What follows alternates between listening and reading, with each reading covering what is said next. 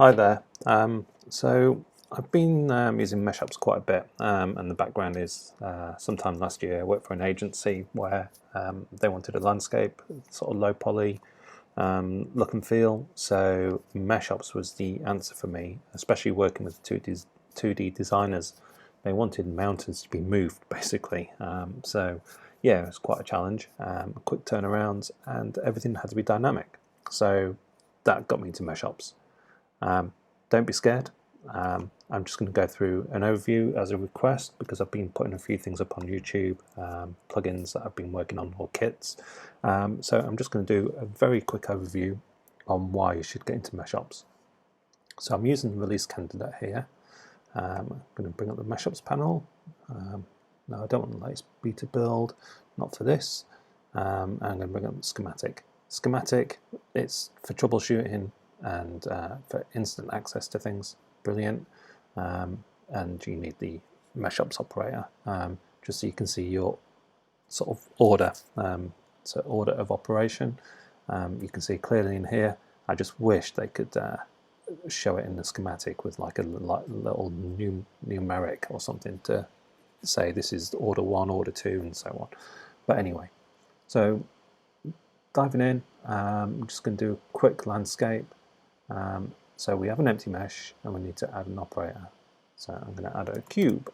So cub, results in cube.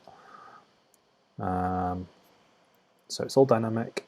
I'm going to go for sort of real world values off the bat. So not massively, not massive distances. So segments 20 by 20 on the Z. Now I don't bother with the Y, so I zero that out. So it's a flat plane. Okay, but you can go back if you want and add information later. Right, so add selected. Double click on the triangle. That shows the empty mesh with the cube modifier. Sorry, I'm on a Mac, so I'm using the trackpad because my PC won't record audio from the mic, which is really annoying. But I digress. Sorry. So we've built the cube, and we're just going to add a push influencer. Type push. This is Mario Baldi's, I think, plugin. So the native Modo one, I think, is push influence. That's the one I use. I'm just going to go for 35 meters on the height. So you can see everything's been transformed upwards, which is fine. So add selected. So order of operations starts from the bottom and works up. I can minimize that and need that fall off channel. So keep that maximized for the moment. I'm going to add a texture. So texture fall off, drag that across and plug in. Nothing will happen because there's no texture drive in this texture fall off yet. So add noise. This is why I use schematic, just having access to all this off the fly. Brilliant. Let's go for, I mean, one of my favorites is dented. So I like order and straight lines and a bit OCD like that. But you can't always get that, unfortunately.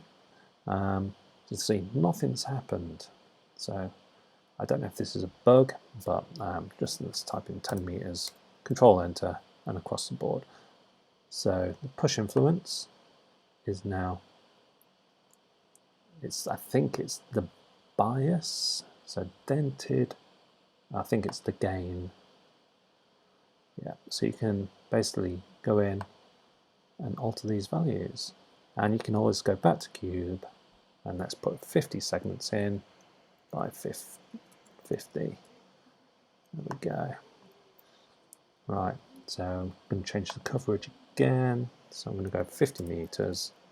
There we go. A bit more sort of landscapey. And that's pretty much your first MeshOP.